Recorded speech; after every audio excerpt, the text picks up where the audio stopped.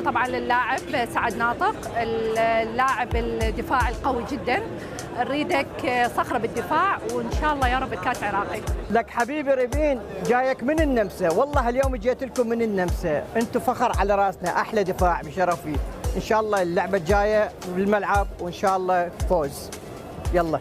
طبعا رسالتي لعلي جاسم، منتظريك تسوي لنا اسيست، الواحد من المهاجمين، انت اللي راح تحسم هاي المباراه ويا زملائك، منتظريكم تفرحون الشعب العراقي، منتظرين منك اسيست او هدف.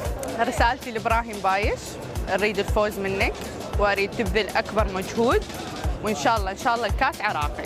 الى اللاعب ايمن حسين، نريدك تسجل على الاردن وتجيب لنا الفوز وتزيد الغله التهديفيه لك في بطوله اسيا. رسالتي للاعب امير العماري، فرحانين بيك وكسب الكره العراقيه، لاعب جيد، نتمنى لك التوفيق مع المنتخب العراقي. رسالتي لك ان تقدم مجهود كبير في مباراه مع الاردن وتفرحون الشعب العراقي، وان شاء الله تفوزون على المنتخب الاردني. رسالتي للاعب احمد يحيى، انت من اللاعبين ذو قيمه فنيه عاليه، اذا كان لك نصيب من الدقائق في مباراه الاردن فقدم ما يليق بالعراق وما يليق بك.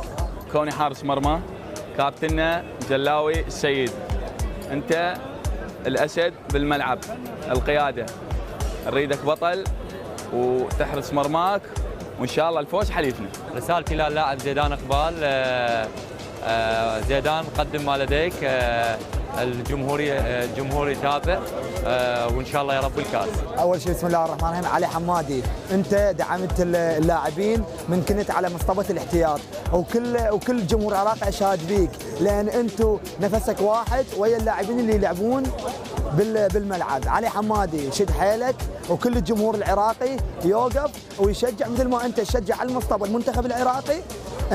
واحنا راح نشجعك ونساندك. كل التوفيق للبطل علي حمادي، وبالتوفيق للاسود، وان شاء الله نعيش سيناريو 2007 بالتوفيق.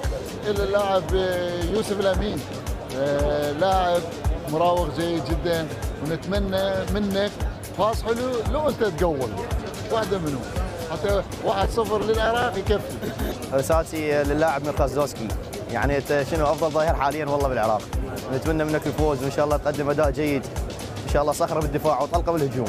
رسالتي الى اللاعب اسامه رشيدي، ملك الوسط حاليا موجود بالعراق، رسالتي لك يا بطل، ان شاء الله تكون قتها، تسجل لنا على الاقل هدف ان شاء الله بالمباراه.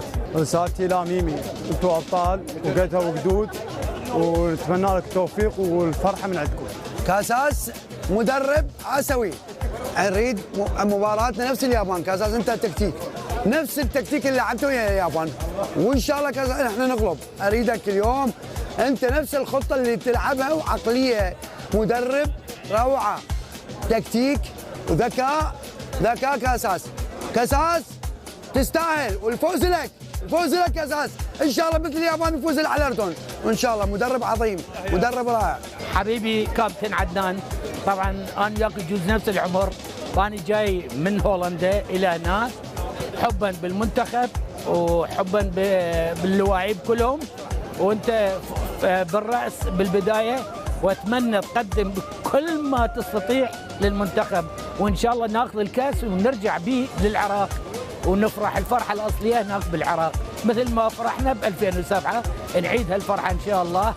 ونشكر منك على كل انجازاتك حبيبي كابتن عدنان درجالي.